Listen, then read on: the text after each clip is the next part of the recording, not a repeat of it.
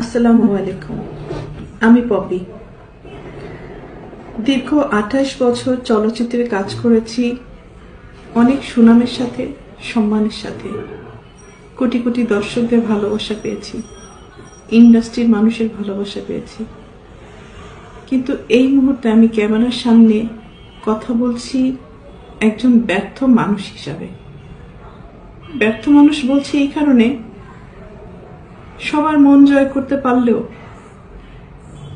দীর্ঘ ২৮ বছর আমি যাদের জন্য কাজ করেছি, যাদেরকে এই হাতে লালন পালন করেছি, তাদের কাছে আমি অযোগ্য একজন মানুষ।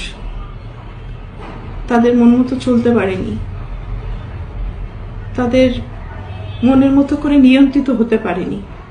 হয়েছি, একসময় হয়েছি, কিন্তু এখন হতে পারি না। তার করে বলেছি আমি একজন ব্যর্থ মানুষ। একটা মানুষ তো সবসময় সবার কাছে ভালো হতে পারে না, সব সময়ের জন্য ভালো হতে পারে না। আমি যখন ইনকাম করেছি,